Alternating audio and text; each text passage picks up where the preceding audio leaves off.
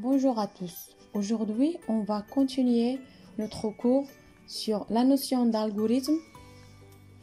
Comme on a déjà vu dans la science ou bien la vidéo précédente, l'algorithme c'est quoi? La définition. Un algorithme, c'est une suite d'actions élémentaires ou d'instructions qui doivent être exécutées dans un ordre bien déterminé pour résoudre un problème ou bien pour réaliser un travail. Exemple, suivre une recette de cuisine, montrer le chemin à un touriste. Ou bien, un algorithme qui permet de calculer le double d'un nombre. Voici l'algorithme: choisir un nombre, le multiplier par 2, effectuer le calcul, énoncer le résultat. Maintenant, la représentation d'un algorithme. Pour écrire un algorithme, on a deux méthodes. Soit on va écrire notre algorithme avec la méthode d'organigramme, soit en pseudocode. La différence entre les deux, c'est que l'organigramme, c'est une représentation graphique avec des symboles, carrés, rectangles, etc. C'est une représentation qui est quasiment abandonnée.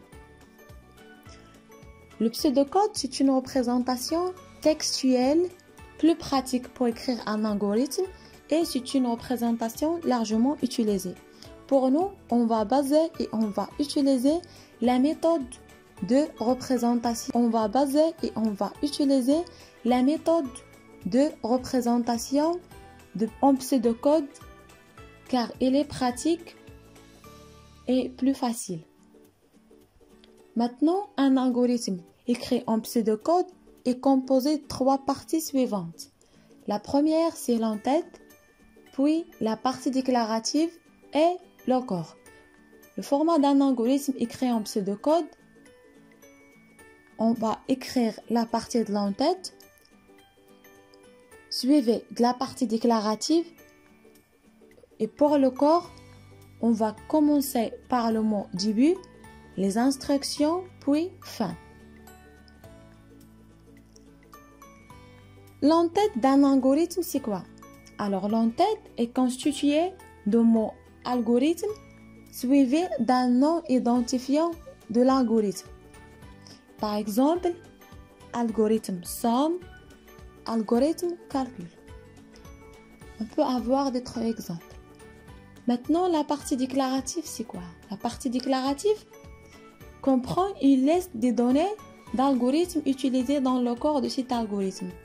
Dans la partie déclarative, on va déclarer les données qu'on va utiliser dans notre algorithme. Et on distingue deux catégories. Soit on parle des variables, soit des constantes.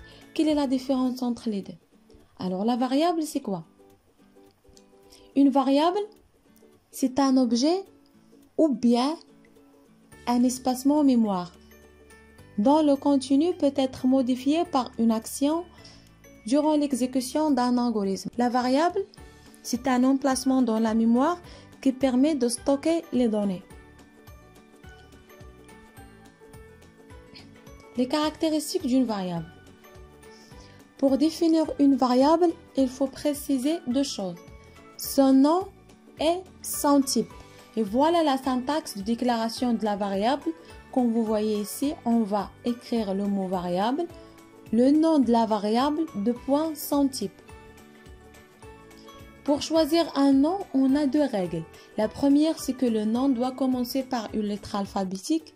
La deuxième, il faut éviter les espaces pendant la notion ou bien la création ou bien l'écriture d'un nom de votre variable. Par exemple, variable note étudiant de point type point virgule, variable rayon cercle de point type point virgule. Ça veut dire quoi le type? Pour les types des données, on a les données de type numérique, les alphanumériques, les booléens. Pour les données numériques, on parle des entiers et réels. Les entiers, ce sont les valeurs sans la virgule. Les réels, ce sont les valeurs avec la virgule. Les alphanumériques, on a un caractère ou bien une chaîne de caractères. Et pour les booléens, c'est vrai ou faux. Maintenant, par exemple, la notion de ou bien la déclaration de la variable. Variable, note étudiant de points entiers. Variable, rayon de cercle de type réel, de points réels. Variable, nombre d'élèves de points entiers. Variable, note de points réels. Variable, prénom de points, chaîne de caractères. Ça, c'est des exemples pour la déclaration de la variable. La notion de constante. C'est quoi une constante? Comme vous savez déjà, la constante, c'est une donnée qui est fixe, qui ne varie pas durant l'exécution d'un algorithme. Pour la syntaxe de déclaration de la constante, le nom de votre constante est égal à sa valeur. Par exemple, constante P est égale à 3,14 point virgule, constante jour est égale à 7. Un exercice d'application.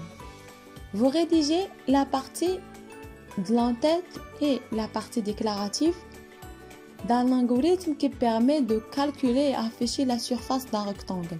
Alors, comme on a déjà vu au niveau de la première partie de l'introduction, pour calculer la surface d'un rectangle, on a besoin de deux données essentielles, la largeur, la longueur. Maintenant, pour écrire l'algorithme, on va commencer par la partie de l'entête. L'entête se compose de mots algorithme puis le nom de votre algorithme. Par exemple, algorithme surface rectangle. La partie déclarative, on va déclarer les données qu'on va utiliser. Variable largeur de type réel, variable longueur de type réel. Maintenant, le corps. Le corps, il faut commencer par le mot début, les instructions et fin.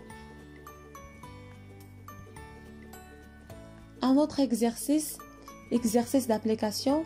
Deux exercices, vous rédigez la partie de l'entête et la partie déclarative qui permet de calculer, d'un algorithme qui permet de calculer, afficher la surface de cercle. Et un autre algorithme qui permet d'afficher le produit de deux nombres. Vous réalisez ces exercices chez vous. Maintenant, l'auto-évaluation. Vous essayez de répondre à ces questions. La première, est-ce qu'on peut faire un algorithme sans utiliser un ordinateur? Quels sont les principaux composants d'une démarche algorithmique? Quel est le type de la variable qui va contenir un email? Quelle est la différence entre une variable et une constante?